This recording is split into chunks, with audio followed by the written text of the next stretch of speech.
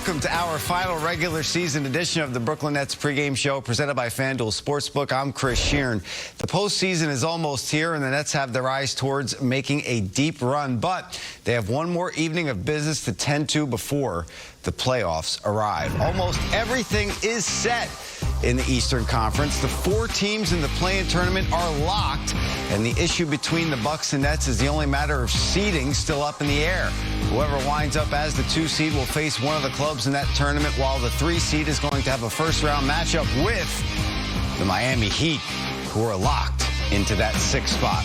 For the last time, I should say, in this regular season, we bring in our Michael Grady for the regular season. And Michael, we made it through. Lots of back-to-backs, I think 15 to be exact. This is the final one of the season. It might be the end of the season, but it's only the beginning for this Brooklyn Nets team.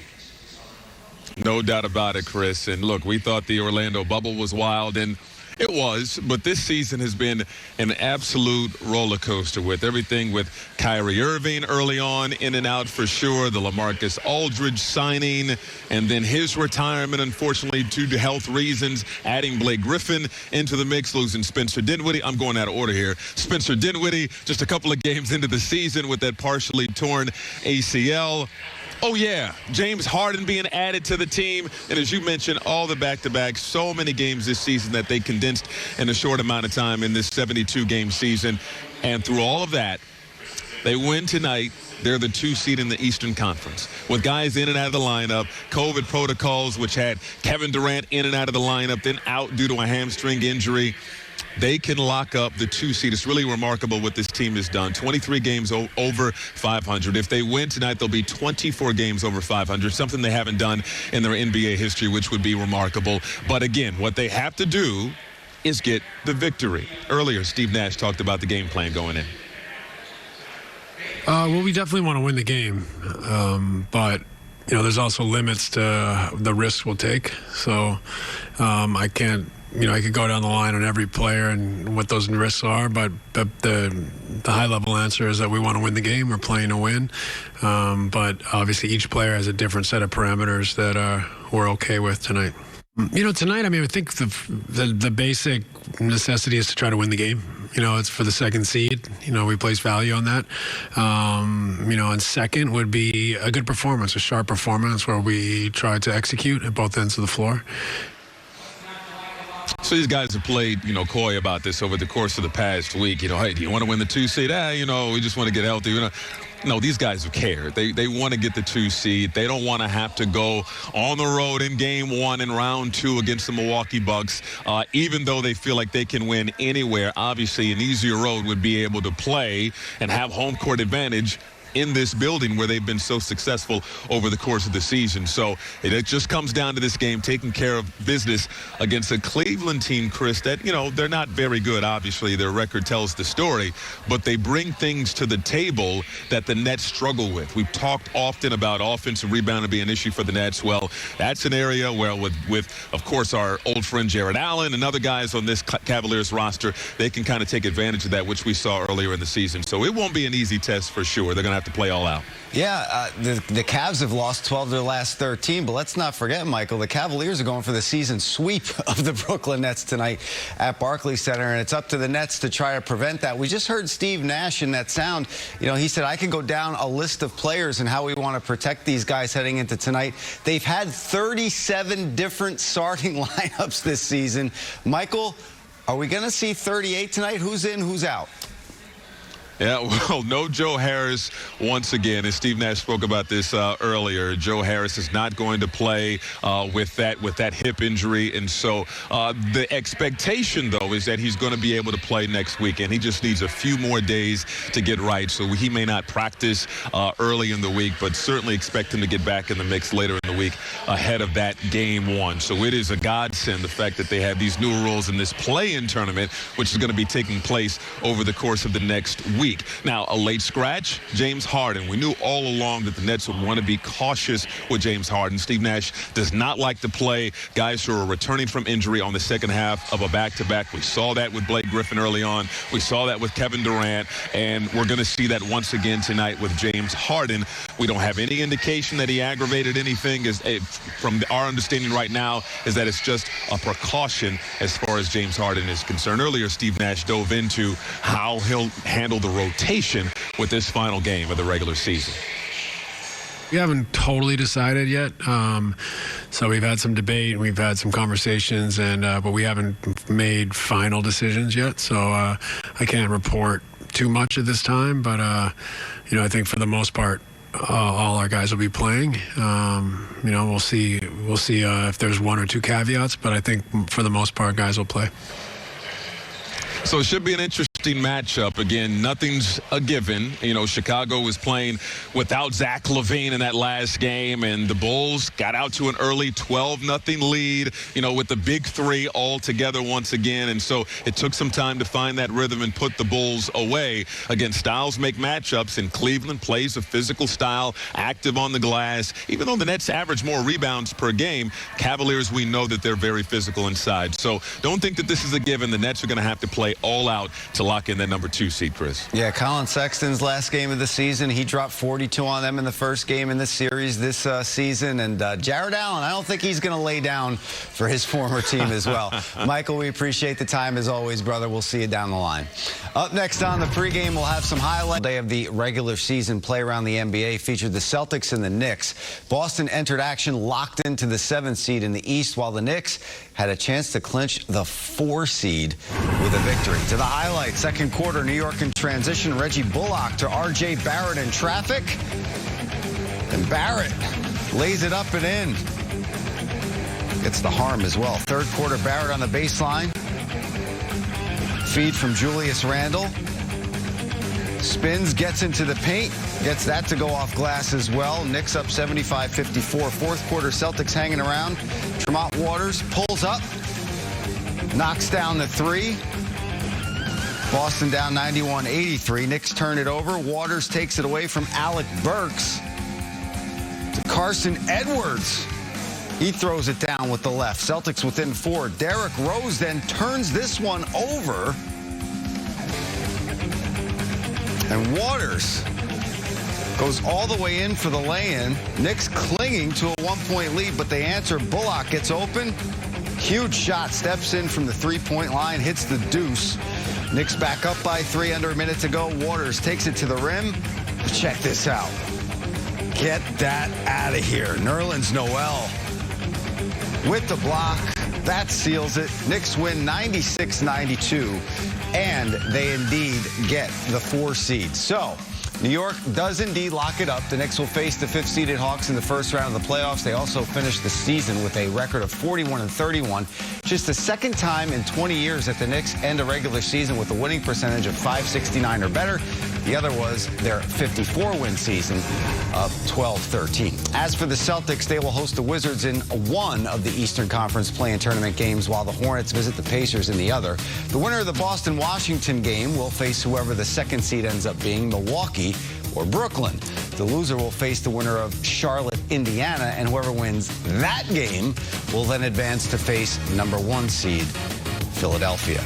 Even in a campaign that was shortened just a bit, the regular season has still been quite the journey for Steve Nash. Is set surprisingly low at 225.5, which suggests that a playoff atmosphere is imminent.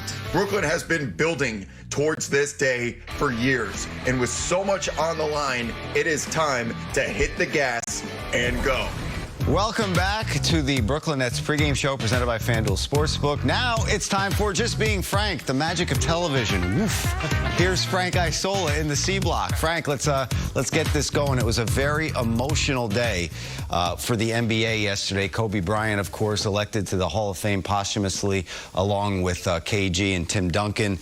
Just an emotional day all around. It really was. And, the finale with Vanessa Bryant, right. Kobe's wife, getting up there. I thought, some of the words that she said, you would hope that some of the NBA players would really hear it when she talked about how her husband wanted to play all the time because he was thinking about those fans that were coming to a game specifically to see him. Remember, Joe DiMaggio used to say that all the time. Michael Jordan would say that as well, that they felt a responsibility because fans might be coming for the only time to see them play. That's why Kobe always wanted to play even when he was hurt. I thought her speech was incredible. It was incredible. She was emotional. It was so cool to see Michael Jordan being there for her as well. We know how much MJ and Kobe respected each other. You go to YouTube and you can watch that video where they look like they're in sync doing the same moves. Yeah. It just proves how hard Kobe Bryant worked on his craft and on his game.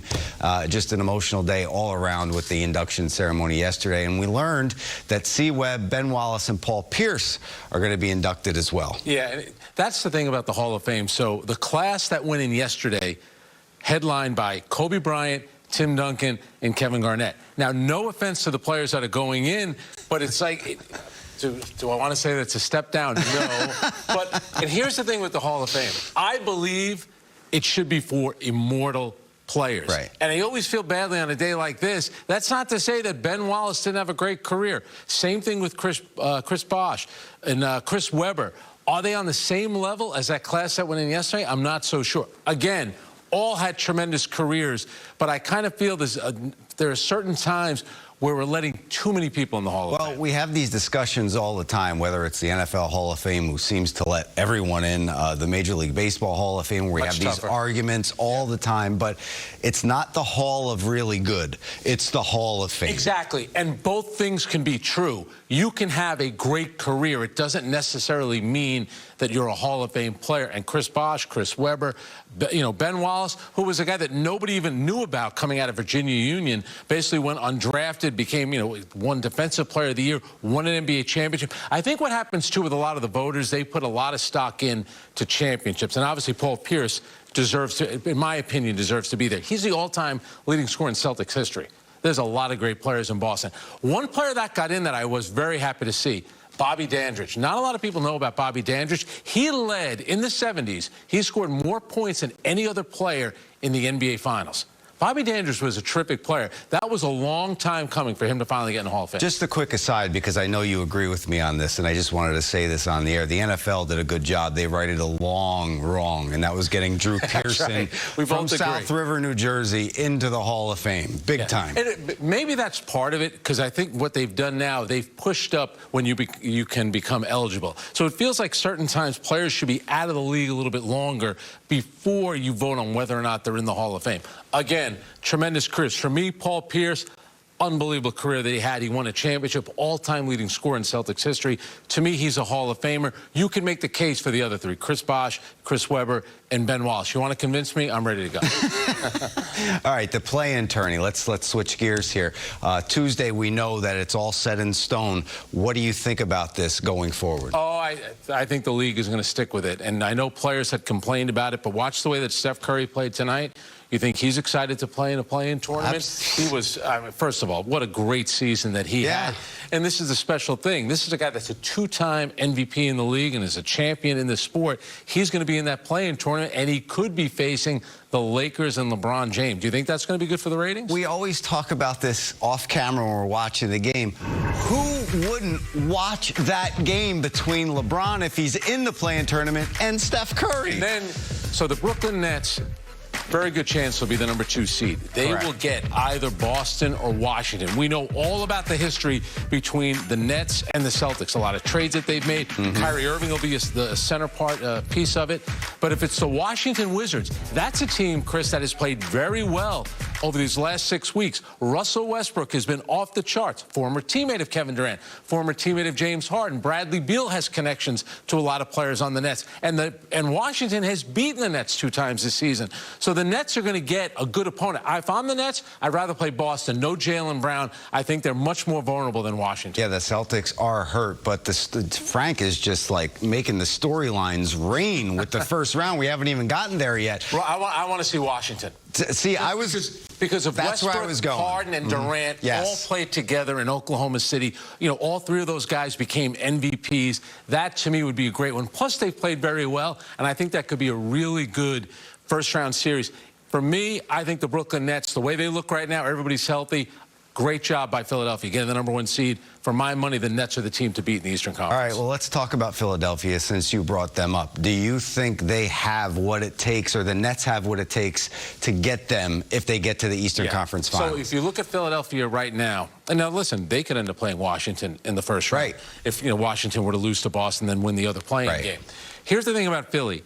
To their credit, they wanted to be the #1 seed, and they got it. So now you look at their path to make it to a conference final, something that Joel Embiid, Ben Simmons have never made it out of the second round.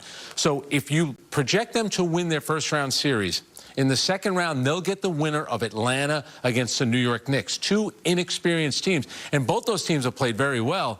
But right now, for Philadelphia... Hi, everybody. Welcome to Cavaliers Live. We're presented by your local Toyota dealer. I'm Jeff Phelps. My partner is Campy Russell. Motivated opponent, Campy. Just what the Cavaliers need. And here's the motivation. If the Nets win today, they get the 2nd seed in the Eastern Conference playoffs. And, Jeff, the good news is the Cavaliers are motivated as well to have the opportunity to beat this Nets team 3 times and also to be a spoiler, which would kick them down to the 3rd position. So Cavaliers got some things on the line. They want to be the spoiler. Campy said 3 wins for the Cavs against the Nets. That means they already won the previous 2. And they did. They happened to be Jarrett Allen's first 2 games as a member of the Cavaliers. They came on back-to-back games, and the Cavaliers put up tons of points, Campy, in beating the Nets twice. In that game, I thought this Cavaliers team early in the season played really good basketball together. They was always engaged on both ends of the court. You saw the ball movement, the body movement. You saw guys knocking down shots, whether it's a 3 ball.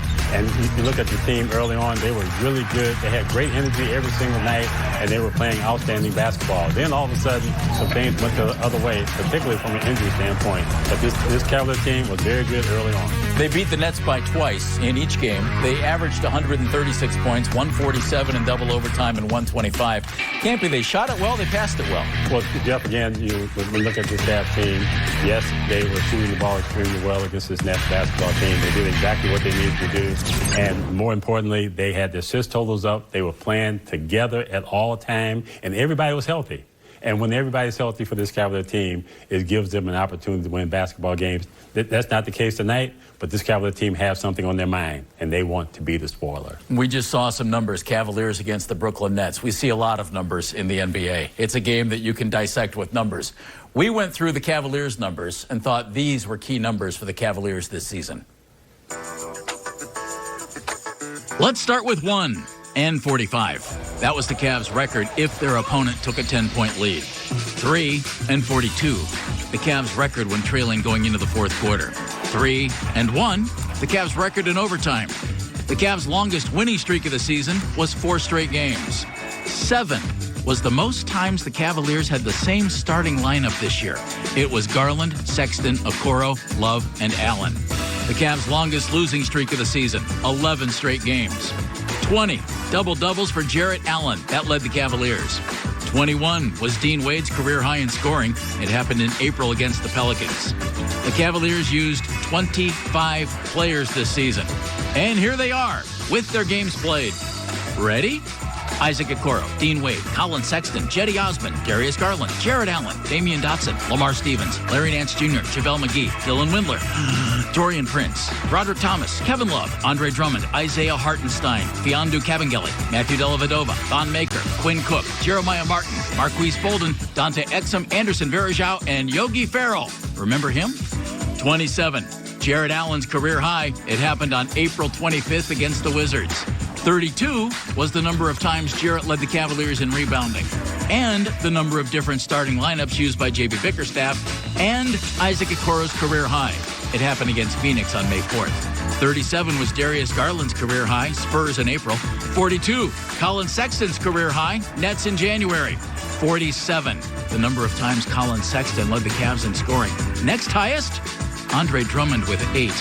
Colin Sexton scored at least 20 points a game in 48 games. Darius Garland scored in double digits in 49 games. Colin did it in 57 games. 75. That was the Cavs' season low in points. It happened against Utah in March. 147. Points scored by the Cavaliers in their double overtime win over Brooklyn. 3rd highest scoring game in Cavaliers history and their most in almost 30 years. And finally, 291 and counting. The number of games missed by Cavalier players this season because of injury. Wow. That number might be the most telling of all, the number of games missed by injury. But Campy, these numbers tell a different story. A season of real nice improvement for Sexton, Garland, Jarrett Allen, all three guys 23 years of age or younger. And Jeff, you hit right on it when you said you're talking about youth, because all these guys are young players. They're in their second year or the third year, fourth year, whatever that is, and they continue to grow. All three of these guys got a big upside as it relates to their overall game because of the way they are. And all three of these guys are determined type of guys. They work hard. They do whatever is necessary to help your basketball team. So these three guys are great to build your team around. Darius Garland will not play today, but Campy, he heads into the offseason just thinking, okay, now I go because I showed everybody what I can do. And there's no question, Jeff, that he understands now that he is a force in this league. He's a force for this basketball team. He's a guy that can lead this team in a lot of different ways, whether it's scoring, whether it's assist totals, whether it's steals, whether it's knocking down the three ball, just doing his total game, because Darius Garland has a complete game and he's always under control, and that speaks volumes to all the work that he put into his game. Since April the 5th, we saw those numbers, 20.9 points a game. Along with the other guys drafted in the 2019 draft, Campy, that scoring average second since April 5th. High rankings in assists, steals, double-doubles. He's arrived. And there's no doubt, Jeff, he has definitely ascended to the position that he's in because of all hard work and determination and being put in the position because of his hard work to perform at this level. Campbell, let's take a closer look. Paint the picture for us. Brought to us by Sherwin-Williams. Jeff, we talked about how multi-talented this young man is. Here's a guy just playing without the ball, understanding that they're looking for him. He catches the ball, being able to knock down the three ball. This is, again, the versatility of Darius Garland. The young man just clearly knows how to play. Here's a sideline play. It looked like it's going to be a pick and roll, but look how tricky he is in this situation right here. He gets real tricky right here, and he gets freaky at the end, too, with that easy left-handed finger roll as well. They're forced all over the floor, whether it's blocking shots, whether it's attacking the rim, whether it's kicking out for wide-open threes. Jarrett really shows the versatility that he has in his game as well. And you look at his numbers. He's never figured into the offense when he went to Nets. Now he is part of our offensive scheme as well. And now all of a sudden this young man has really taken his game to another level. Welcome back to Cavaliers Live. We're presented by your local Toyota dealer. Earlier today, Jarrett took some time to talk with our Angel Gray. Angel? Thanks, Jeff. Well, lucky me, I get to chat with Jarrett Allen for today. Really excited about having you. Thank you so much for your time. Per usual, I know you're very busy, especially being back in Brooklyn. I know that just being drafted there, and then now, in a sense, this being a full circle for you moment, going back for the last game of the season. So my question would be, what's the first thing that you did getting back to Brooklyn? The first thing that I did was I went to my favorite ramen spot. I know of all things, now of all the foods in New York that I went to the ramen spot, but it's called Ichiran. It was my favorite of all time here. And then after that, it came back to the hotel, and then we had a little team get together. As far as what you're expecting about walking back into Barclays Arena, what are your emotions for this tonight? I'm kind of excited. I'm more excited just to see everybody at the arena again. You know, teammates included, but then it goes into the arena staff, you know, people I've made friends with, saying hi every game I walked into the arena. So it's going to be good seeing all those people again. You think they'll bring out the froze at all tonight? Ooh, I don't think I've earned that privilege, but that would be a lovely treat if they did. Just thinking about this team, we always mention how resilient you guys were as far as dealing with injuries and everything that you guys came against as far as adversity. But we don't talk too much about the resilience of J.B. Bickerstaff and his staff as well. In your opinion, just being there and witnessing it firsthand, how would you describe how they were able to handle and manage everything within this season since you've been here? It's been nothing short of amazing. If you look at what they've been given and what they've done with it, you just have to give them props. Everybody, you know, it feels like every other game somebody was going down, somebody else would come into the lineup. It was just a whole lot of things going in and out. I heard a stat that we had the most different starting lineup, you know, like one of the top in that. And then still just them being able to put a game plan together with short notice of who's going to be in the game, and still finding out a way to compete it's amazing. To that point, now that we are coming to a close for this season, when you're looking at this being the last game, but also what the future could be for this franchise and you being a part of that, what stands out to you about what that could be, as well as your place in that for this franchise? The future is bright for us. I'm not a fortune teller. I can't tell you exactly how far we can go, but just seeing that the pieces that we have, and then also seeing how we were playing with our limited roster and seeing where we can go, it's exciting. And I see myself fitting in pretty well here. I always bring it back to the core, core. All of us are young guys. All of us are ready to learn, willing to learn, especially. I think that's the biggest thing, and ready to get after it. Best of luck tonight, and best of luck in the offseason. Thank you so much. All right, Jeff, back to you. Angel, Jarrett, thank you very much. Campy JB Bickerstaff talked about this the other day. We talked about it several times on Cavaliers Live. When Jarrett gets shots, not only does he score more points, it seems like exponentially things get better for him. And here's the proof. 7 or fewer shots in 20 games this year. He averaged 9.4 points a game. 8 or more, he's up over 6 points a game. And Jeff, when you look at that points and then you look at the shooting percentages, it all makes sense. So the thing we have to understand is how do we get him more engaged into the game, because he's so effective on the offensive side of the ball, and he can be a force out there if we can figure out how he can get more touches. Because one thing for sure, his percentages says that he's going to make over 50% of them, and that's just outstanding. And now today, Jarrett goes back to Brooklyn and plays against his former teams in the Barclays Center, where he used to play. Good basketball team here in Cleveland. Angel will have those for us in just a few minutes, right here on Bally Sports Ohio. Can't wait. Welcome back to Cavaliers Live. We're presented by our local Toyota dealer. JB Bickerstaff has been around the NBA seemingly his entire life, Campy, certainly since he got out of college, ever since. But this is just his second full season as an NBA head coach. He chats with John Michael. Okay, thank you, Jeff. JB, a season like no other comes to a close tonight. It was challenging on in a variety of different areas, including injuries. What's your take on what was accomplished this season? I think there was an established a foundation. I really believe that. I think if you ask our guys, they know how we want to play. They know who they are, and they were able to go out and do it. They played the game the right way. They competed. They shared the ball. They played together and they laid it on the line. And I think, that's the baseline. Is we start there and then we continue to build in the future. And again, health is going to play a huge part of it. But we know we got to go to work this summer. It's extremely important to us as a coaching staff, as individuals, and we've all got to get better.